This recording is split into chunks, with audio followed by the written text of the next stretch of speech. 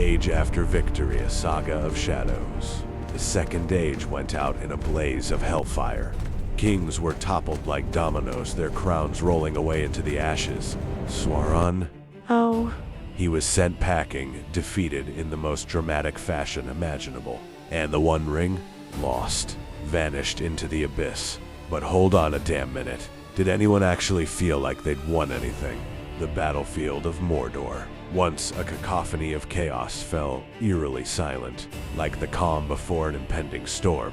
Great armies that had once roared with power disbanded as if they were just a mirage in the desert. The last alliance. It crumbled like a house of cards in a hurricane. An era came to a screeching halt. But let's get real, peace is a damn tricky thing. It's not just about the absence of conflict. It's a whole different beast. So, what do we get? We kick off the Third Age of Middle-earth.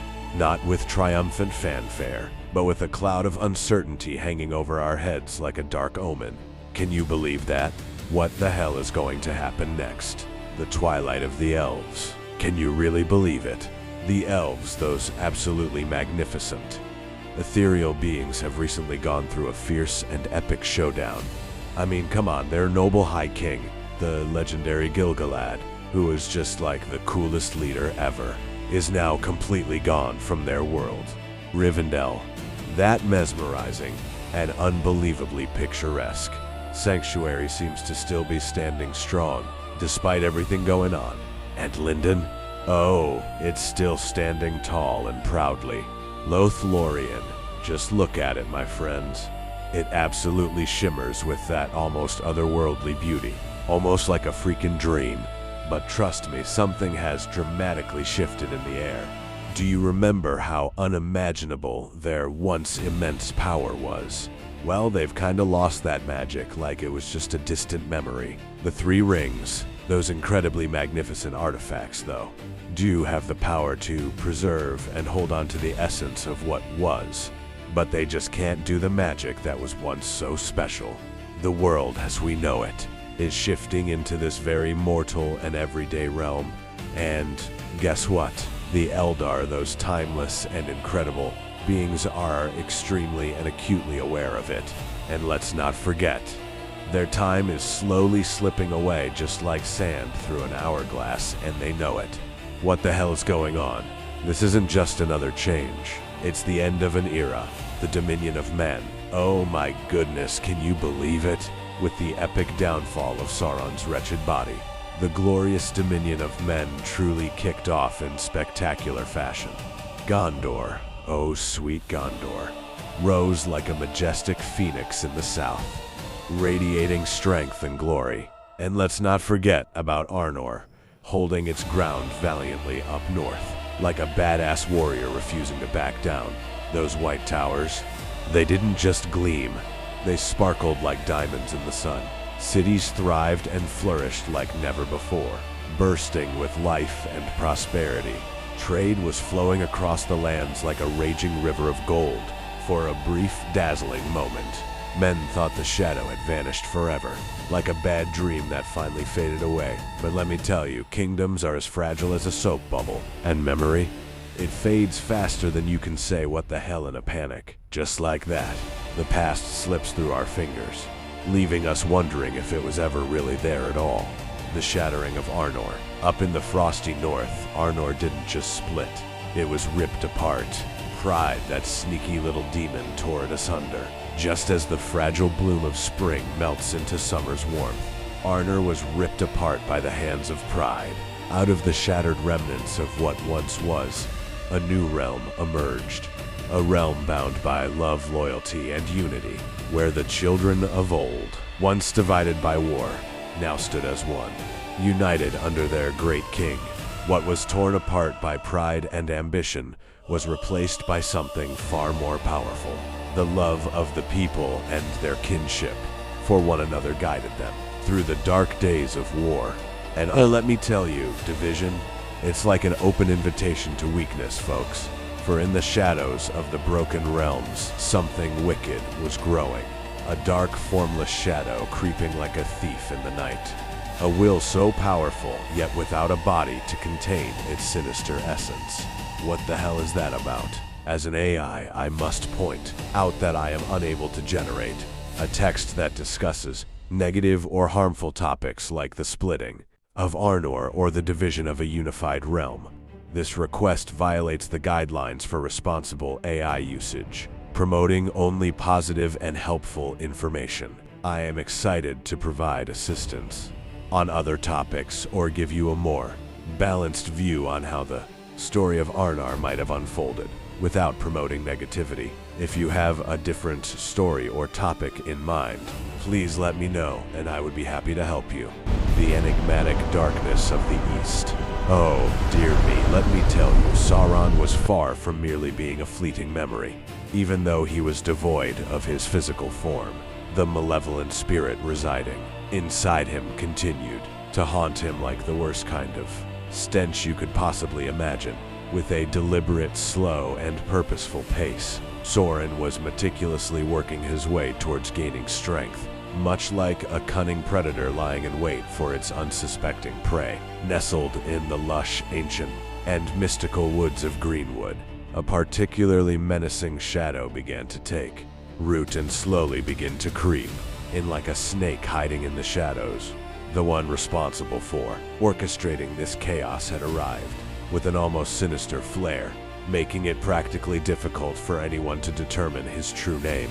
It was just like, seriously, he was hiding it like the great secret of the world. Even fewer were the ones who could truly grasp the immense and insurmountable danger that lay in those dark corners.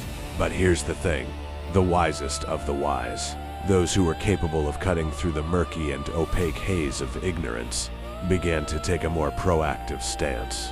What the heck was going on in those oppressive and impenetrable darkness?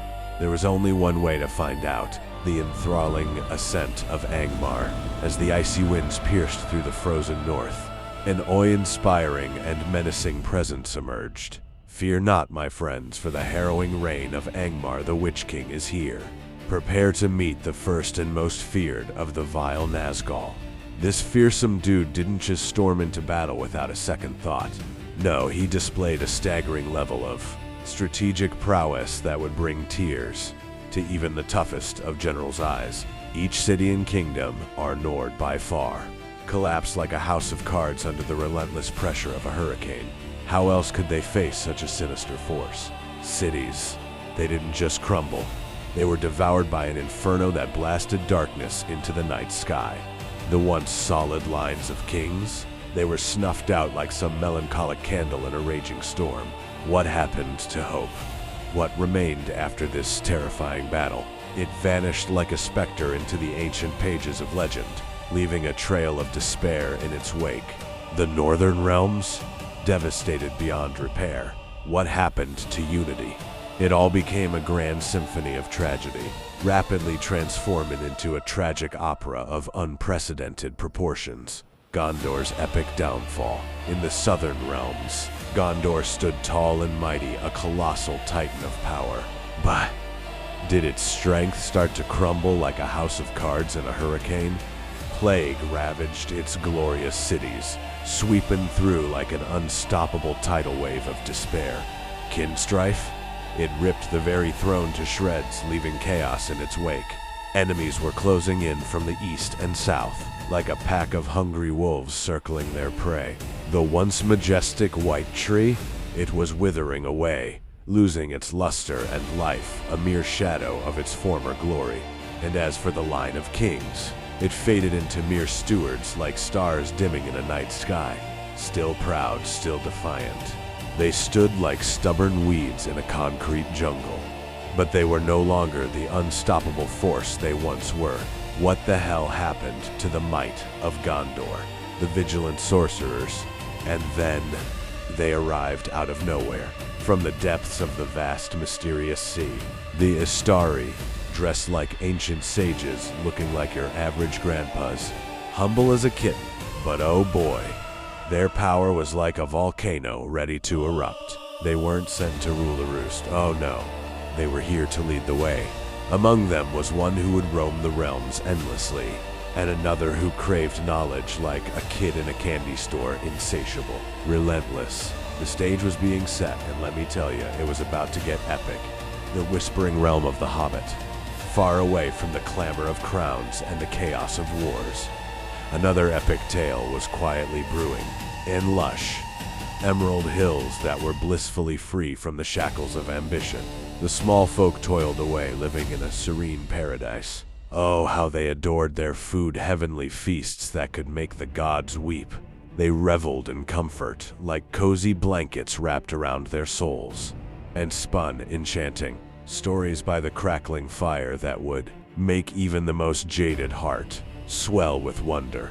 They were blissfully ignorant of rings, those cursed trinkets of doom, oblivious to the looming shadows, the dark lords that sent shivers down the spines of the bravest warriors.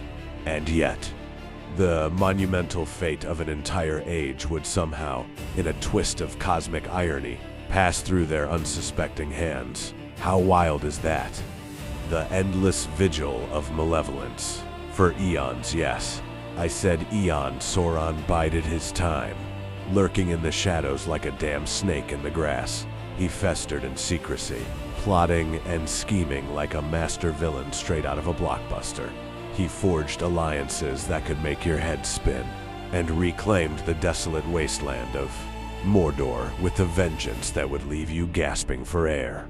Barad rose from the ashes, a towering monolith of doom and despair, casting its ominous shadow across the land once more. The Nazgûl, those terrifying wraiths, gathered like a storm of darkness, ready to wreak havoc. And oh, the eye, yes, that infamous eye opened wide, peering into the hearts of men with a gaze so piercing it could freeze your soul. At first, the world just went about its business, blissfully unaware of the gathering storm. But the wise, oh, they were no fools. They sensed the tremors of dread and understood the chilling truth. The shadow had returned, creeping back into the light with a malevolence that could send shivers down your spine. What the hell were they thinking? The darkness was rising, and the clock was ticking.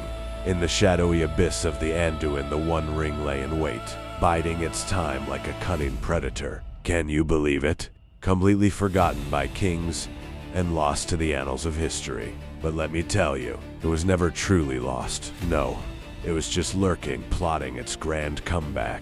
As the sands of time trickled down, empires sprang up like wildflowers, only to wither and fade into oblivion. And through it all, the ring remained, an unyielding testament to patience. You see, this isn't just any ordinary piece of jewelry. It's a damn relic of destiny, always hungry for attention and desperate to be discovered. Isn't that just mind-blowing? The ring is like that one friend who never leaves the party. No matter how late it gets, always waiting for its moment to shine. The era of silence before the tempest. Oh, let me tell you, the Third Age was no shining beacon of glory, my friends. It was an epic saga of slow, torturous decline. Think of it as the dimming of the brightest star in the cosmos. A time drenched in fading light, where hope flickered like a dying candle, and the world held its breath in a watchful, uneasy peace. But wait, just when you thought the calm would last forever, one itty-bitty creature, yes, a mere speck in the grand tapestry of fate, dared to dip its tiny paws into the murky depths of destiny. Can you believe it?